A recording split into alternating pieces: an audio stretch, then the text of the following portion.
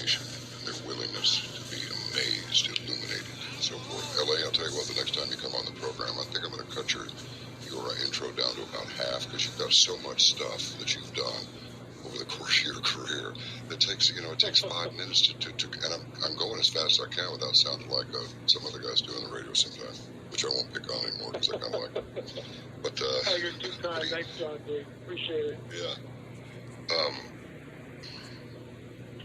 Is there any way that the stuff flying around up there is tech that we managed to get help creating from the crashes out there in Roswell, New Mexico, and so forth? And there were others combined with the Nazi, that double opposing vortex spinning motor, die Glocke, yeah. I'm just wondering, is there any way that this is our stuff? Some of it is, absolutely. Some of it is. I would say this: some of the triangular shaped craft we're seeing is ours. They've got it already, but the other stuff isn't. A friend of mine, in fact, Al Matthews, was the centerpiece of the film. I mean, he is the centerpiece. Lifelong abductee, had an encounter with a hybrid female. It's chilling. I don't want to, spoil it alert. I'm not going to give the, watch the film and you'll see it. It's mind-boggling. So he's out a couple of weeks ago, campfire, a bunch of people sitting around talking and stuff, and all of a sudden someone goes, "Oh my gosh, what's that?" And they look up, and there's a 2-mile-wide cigar-shaped craft, probably about 2,000 feet up, right above them, and they all freaked. And hundreds of people saw this thing.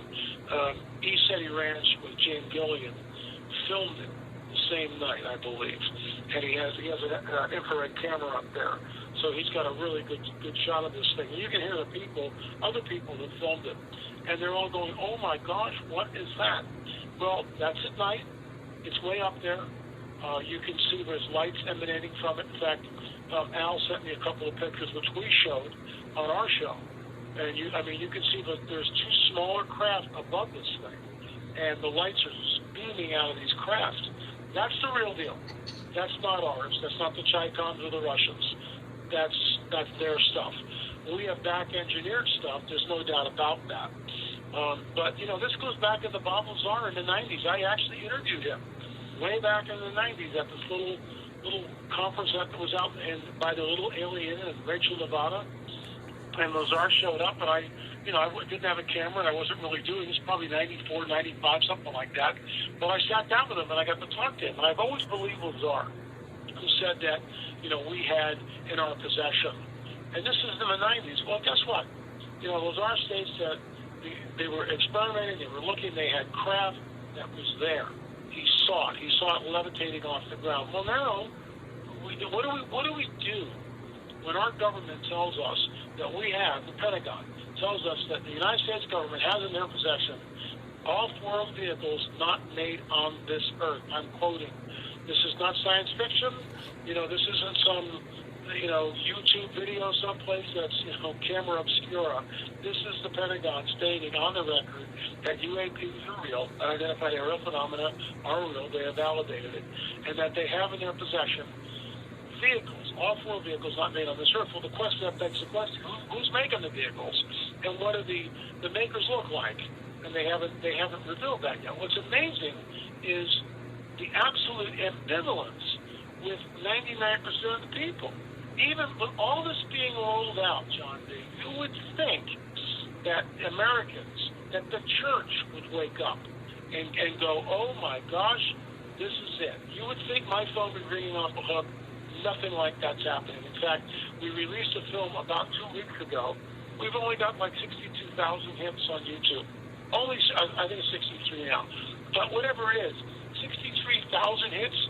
Meanwhile, some jackass does something stupid and gets 2 million hits on YouTube. So it shows me that people are asleep, and there's this ambivalence, this like, well, what does this matter? Who cares? And it just amazes me. Look, when they actually show up, when they really reveal themselves, like I said before the break, everything changes. And people need to understand that. I mean, every aspect of our lives will change. Everything. Absolutely. Every life as you know it will be referred to as before disclosure and after disclosure, or before they arrive and after they arrive. That's how it's going to be. But these are not extraterrestrials from some faraway planet. They are, in my opinion, interdimensional entities, and they are here to deceive mankind. That's what they're here for. That's strong. That's strong. All right, hold on. I know you've done this a lot, and I know you can hold your place right where it is, so please do, because we've got to go to break, but it's only 2 minutes long. L.A. Marzulli is our guest. This is Caravan to Midnight. John B. Wells. Hold on. Making a conversation with the one and only L.A. Marzulli. So, see if you can pick up right where you left off, because I want to hear all of it, all right?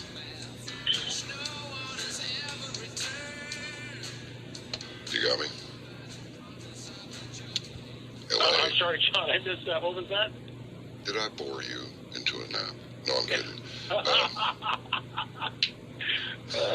So we were talking about J. Allen Hynek. And Hynek and also Jacques Vallée stated, definitely Hynek, stated that these entities, whoever they are, wherever they're from, lie and do so habitually. And they both Hynek and Jacques Vallée. Hynek's not with us anymore, but Vallée is. I'd love to be able to sit down with him and talk to him. I have emailed him a couple of times, but I never got a response. But I realized, I'm probably one of like 8 million people that emails this guy. And I know what my inbox looks like. So, cut some slack. But the bottom line is, Vallée's going that he believes that they are malevolent. And again, I'm not trying to put words in his mouth, but that's based on the literature, Messengers of Deception. I mean, that's one of his books. Messengers of Deception. So whoever these entities are, they lie and do so habitually. Who is the father of lies? Well, our Bible tells us very clearly who the father of lies is. And it just makes us wonder that, this cat and mouse game has been going on for decades. Why don't they just show up? Something seems to be restraining them, holding them back from fully manifesting. And we can talk about that. But we don't really get into that in the film so much. What we do get into the film is the reality of the phenomenon. There's something I want to just touch on briefly. I call it UFO brain fog. There are 2 people in the film that give their testimonies. One is named Al, and this guy is driving in a car with his brother and his brother's girlfriend. It's late at night, about 2 o'clock in the morning. They're in Kansas, which is dead flat. I've driven through Kansas. It's like a pancake, okay? My dog ran away last week, and I can still see him. That type of thing. It's flat. And he talks about seeing an orange globe, kind of like the sun way out there, but not as bright as the sun. And they're looking at this thing for maybe 20 minutes or whatever. All of a sudden, in a blink of an eye, it travels from way in the distance to right next to the car. Right next to the car. His brother, who's asleep in the backseat, wakes up. They all look at it. The thing paces the car for maybe 15 seconds. And then he's right on camera. You can see by his body language, he's not even sure what he's really saying, but he says it anyway. He says, after the orb left, we really didn't say anything. We weren't in awe. We didn't really say anything. We just concentrated on driving. It's like, what? Are you kidding me? UFO brain fog. The other witness is a woman. She's going to this high school dance. It's like a Halloween party. There's 6 girls that are in foster homes. So they can go to the dance, but they have to have a ride.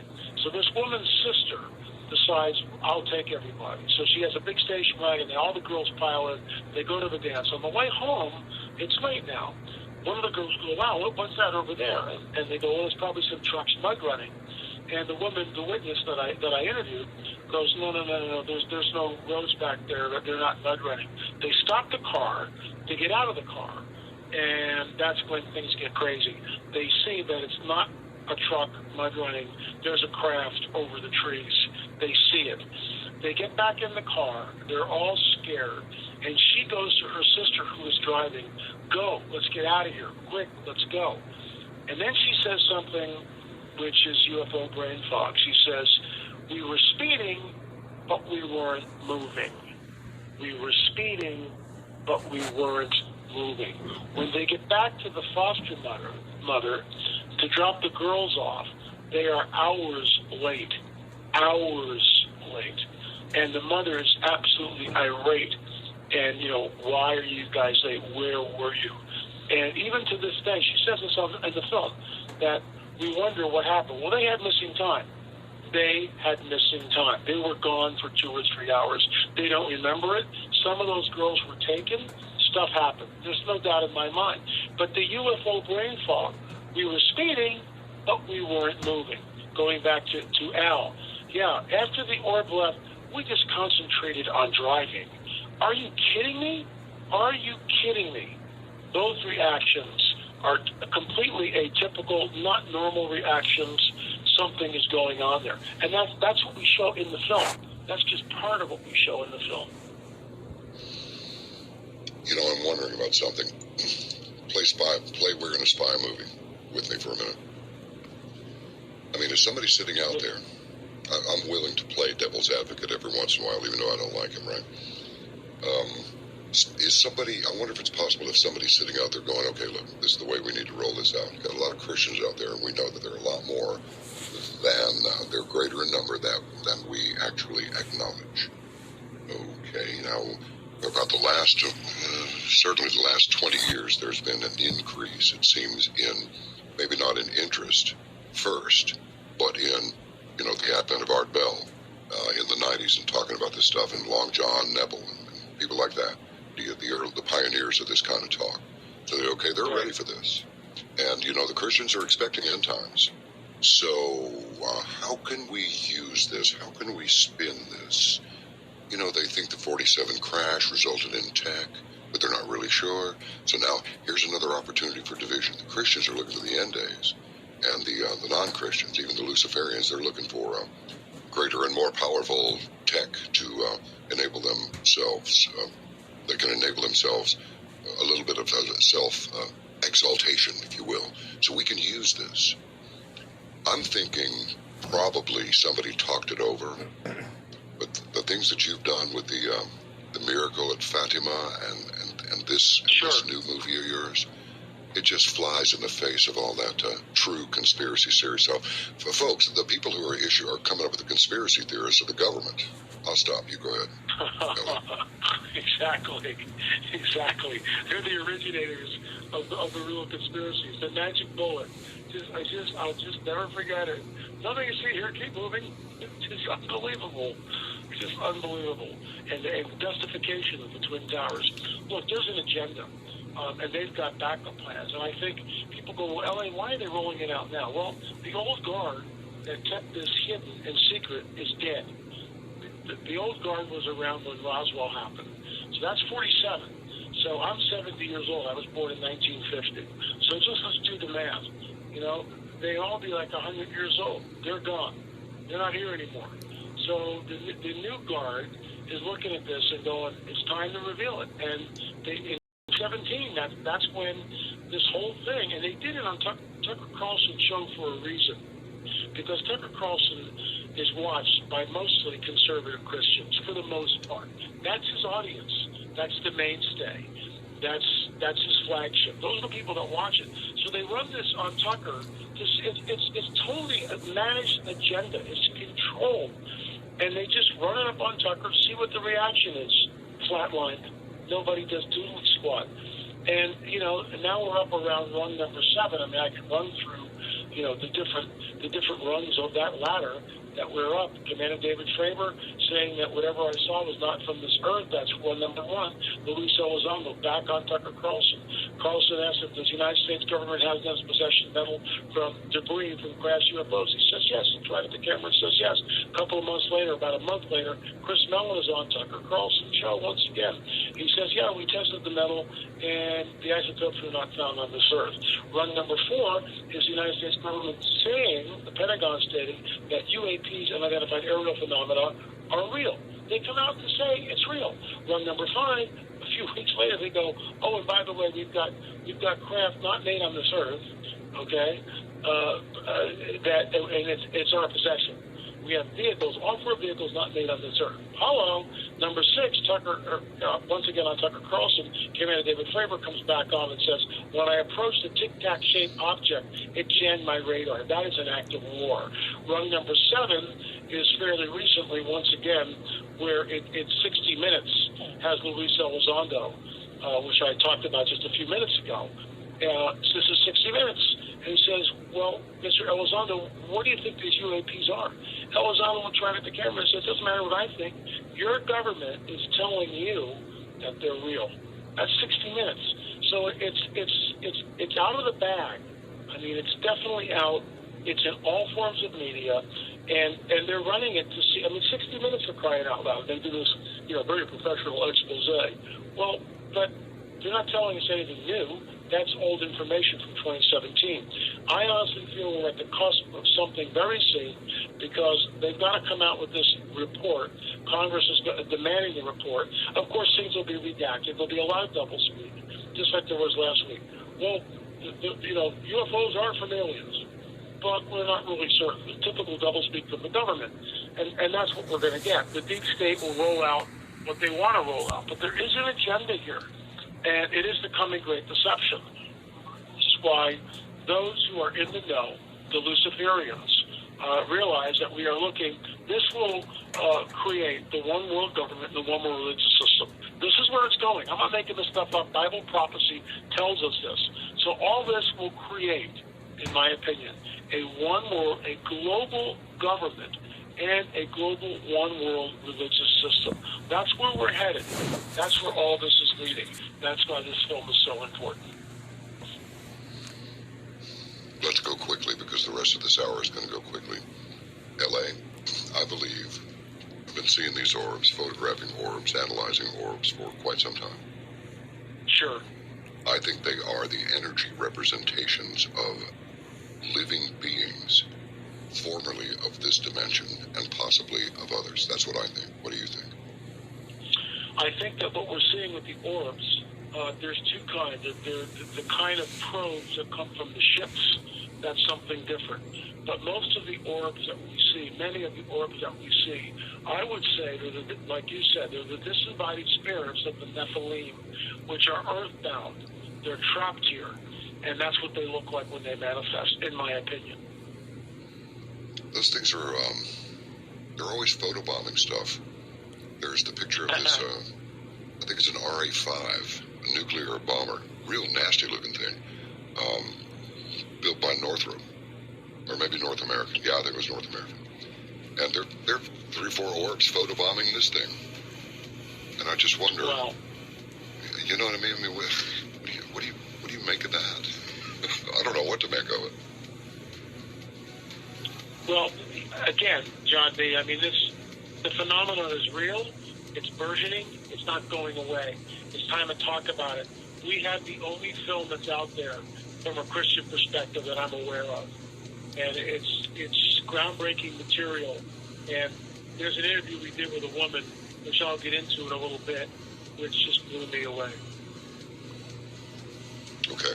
All right. Sounds good. Folks, I haven't mentioned this, but I want to mention it now. And it is, get yourself a raffle ticket. Guess what day it is?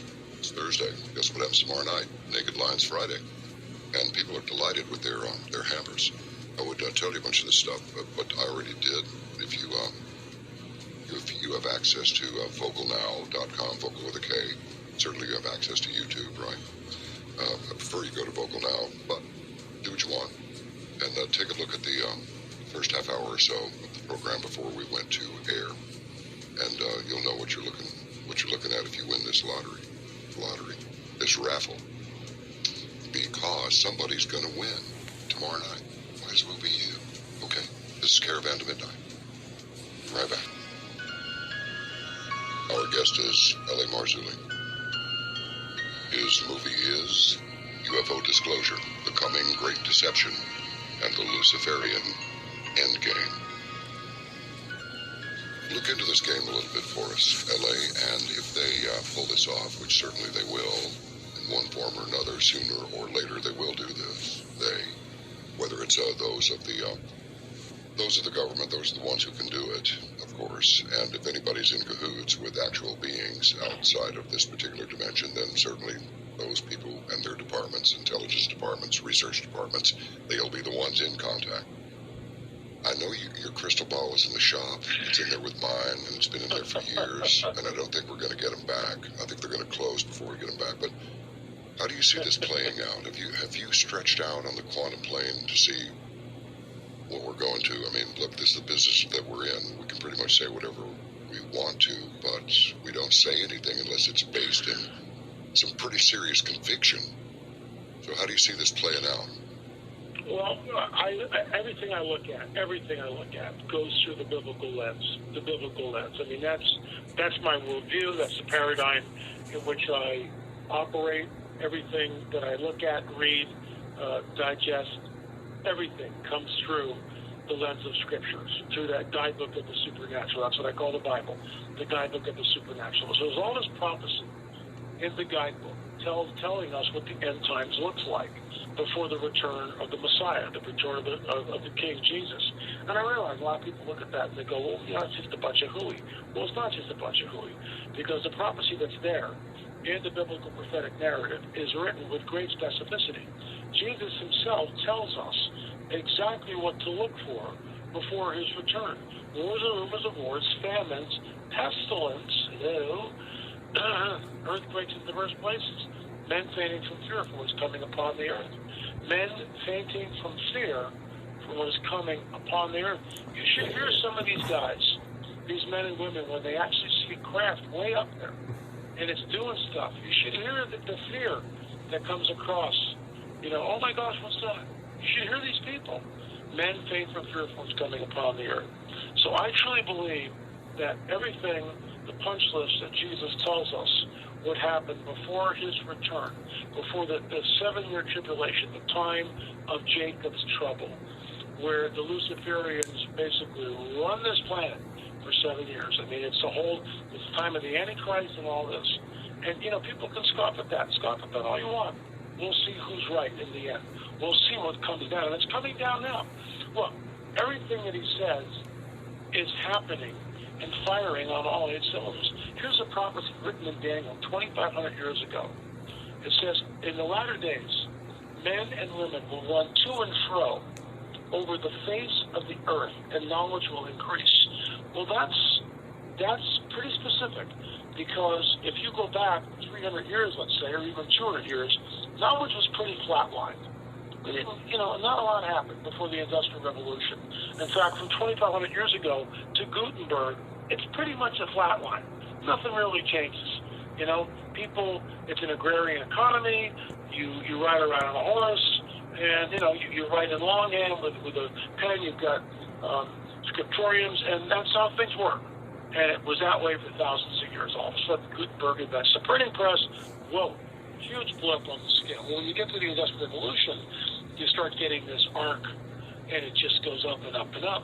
And now we run to and fro over the face of the earth, and knowledge has increased exponentially. So that's just one prophecy. We could get a lot more. But I mean, what do we do? That's something called out 2,500 years ago. And when you put it in the end times blender, what we see is that something is coming which is going to cause a great falling away. Another prophecy, 2 Thessalonians, that says that there's going to be the apostasia. That's the word in Greek, apostasia, a falling away. And it's an event, the apostasy. But the word apostasia can also mean departure. So many of us believe that perhaps this is a dual meaning prophecy, and prophecy can do that. Some people go up in what's known as the rapture, the harpazo, the snatching away. By the way, there's a new TV show which is based on that. It's on Netflix or something. 140 million people have just gone missing and no one knows why. Well, that's the harpazo, that's the rapture. That's kind of what we're looking at. But, how does all that work? So maybe we go up, and maybe the falling away happened at the same time, or very close to it.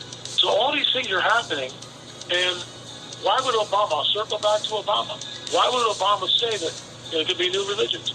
The Bible tells us, the guidebook of the supernatural tells us, one world religious system, one world financial system, one world government. It's all happening. And this gets us into the implants that we took out. We're the only Christian group that ever found the guy who was implanted 40 years ago when he came to us. He was 5 years old. 40 years later, he's 45 years old. We did x-rays, we did CAT scans, we did ultrasounds. We took out the implant. And I show some of that in the film. So you can see it for yourself. There's the implant. What is that implant? In my opinion, it is a precursor, a forerunner of what is known as the mark of the beast. It will change your DNA. The Bible's specific. The Guidebook of the Supernatural tells us that in the latter days, this mark will be on the back of the hand or on the forehead. It will change the host's DNA. It will change your DNA. This was written 2,000 years ago, John B. 2,000 years ago. And people look at that 200 years ago and will go, that's absurd. Yeah, hold tough. We got to stop, but we'll be back. This is Caravan with me, John B. and L.A. Marzulli.